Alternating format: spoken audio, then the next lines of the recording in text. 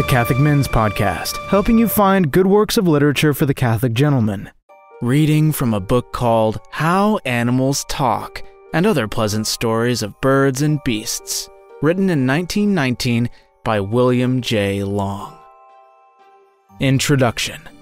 A flock of geese carries out a wing drill with remarkable precision. A mother wolf directs her offspring without uttering a cry or a growl.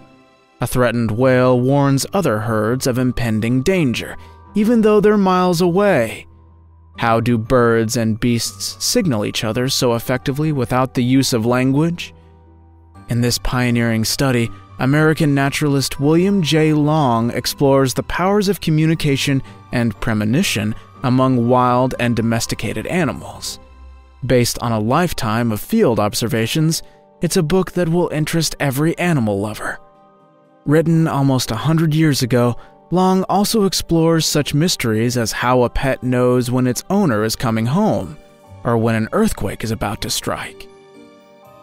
I think a much better name for this book would have been How Animals Communicate, because I do believe they can communicate. I don't think they can shoot the breeze like you and me because they don't have the same intelligence. The evolutionists have claimed this book, but I don't think William Long was an evolutionist at all. I mean, I could be wrong. Maybe if someone else has read all of his works, they could email me and let me know.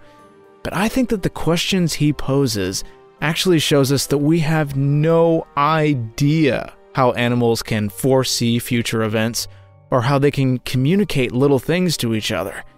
He wasn't claiming that he knew how they communicated without talking or how they foresaw future events in any way, but he was just posing the question. He was saying, they're doing this, and I don't know how, and I don't think we'll ever know.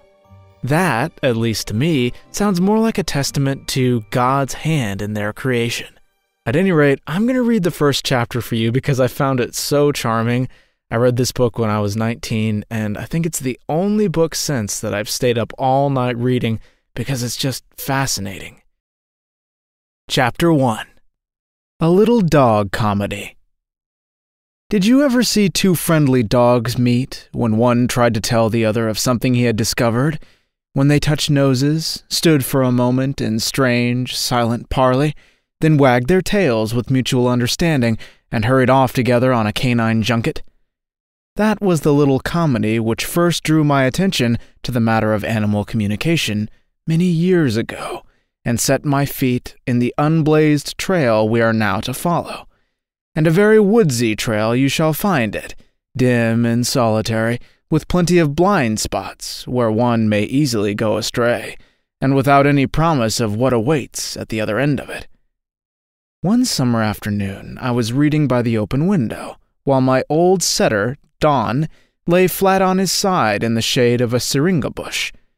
He had scooped out a hollow to suit him, and was enjoying the touch of the cool earth when a fat little terrier, a neighbor's pet, came running with evident excitement to wake the old dog up.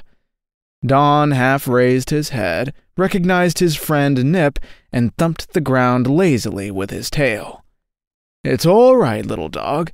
You're always excited over something, and usually something of no consequence. But don't bother me this hot day," he said, in dog talk, and dropped his head to sleep again. But Nip was not to be put aside, having something big on his mind. He nudged Don sharply, and the old dog sprang to his feet as if galvanized. For an interval of perhaps 5 seconds they stood motionless, tense, their noses almost touching. Then Don's plume began to wave. "Oh, I see," he said, and Nip's stubby tail whipped violently, as if to add, "Thank heaven you do at last." The next moment they were away on the jump and disappeared round a corner of the house. Here was comedy afoot, so I slipped out through the back door to follow it. The dogs took no notice of me, and probably had no notion that they were observed, for I took pains to keep out of sight till the play was over. Through the hayfield they led me, across the pasture lot, and over a wall at the foot of a half-cultivated hillside.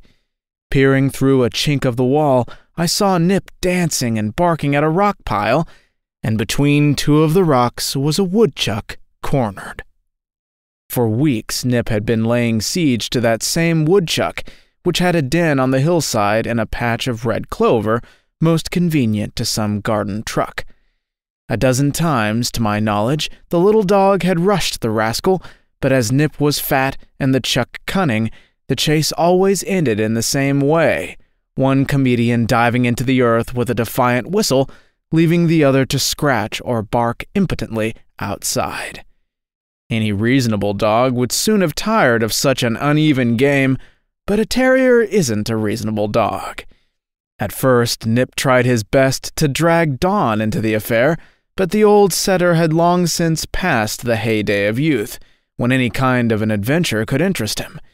In the presence of grouse or woodchuck, he would still become splendidly animate, and then the years would slip from him as a garment. But to stupid groundhogs and all such small deer, he was loftily indifferent.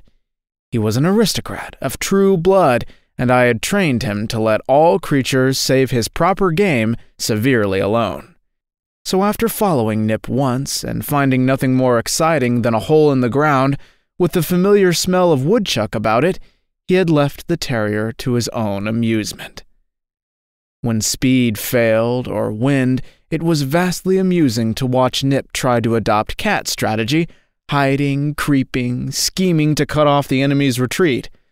Almost every day he would have another go at the impossible, but he was too fat, too slow, too clumsy, and also too impatient after his doggy kind. By a great effort he could hold still when his game poked a cautious head out of the burrow for a look all around. But no sooner did the chuck begin to move away from his doorway than the little dog began to fidget in his hiding place, and his tail, the one part of a dog that cannot lie, would wildly betray his emotions. Invariably, he made his rush too soon, and the woodchuck whistled into his den with time to spare. On this summer afternoon, however, Nip had better luck, or used better tactics.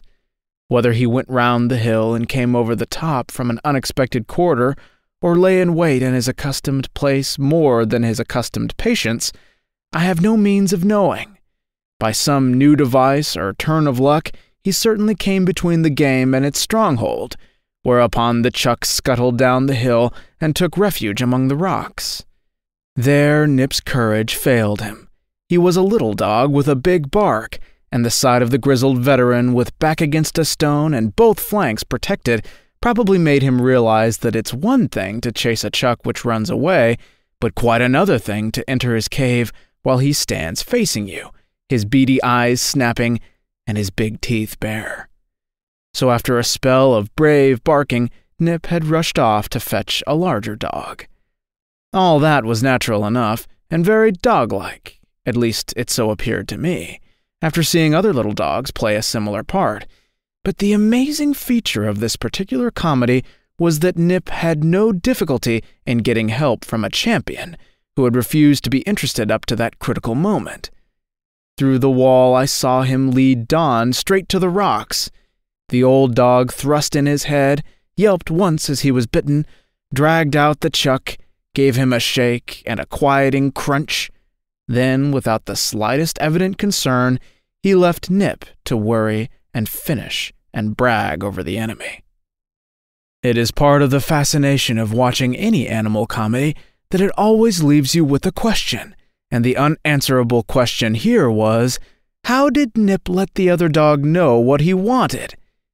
If you're intimate enough with dogs to have discovered that they depend on their noses for all accurate information, that they have, as it were, a smellscape instead of a landscape forever before them, you will say at once, Dawn must have smelled woodchuck.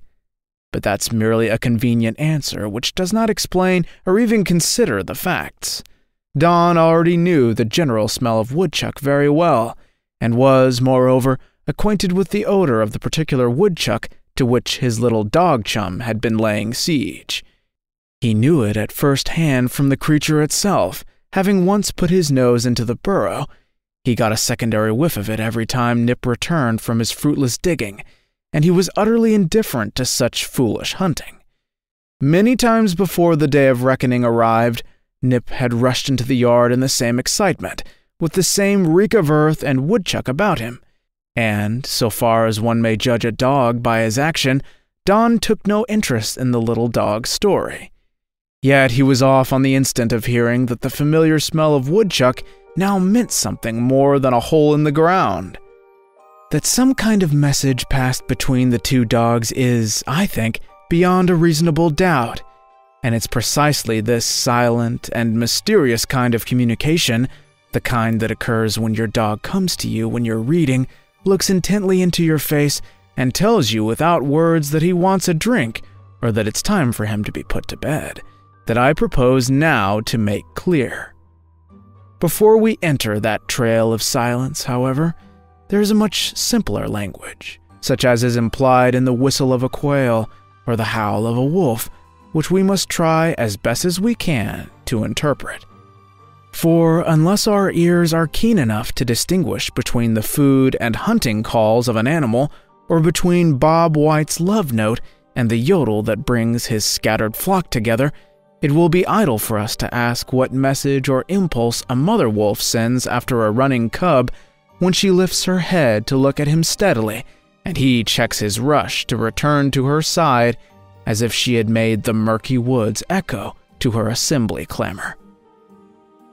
I can't find the chapter right now. Well, I'll just tell you this one story from memory.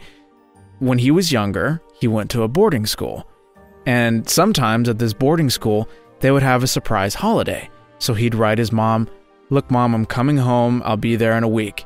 And his dog would always know when he was coming home, because the little dog would mount a hill out back of their house and watch the road.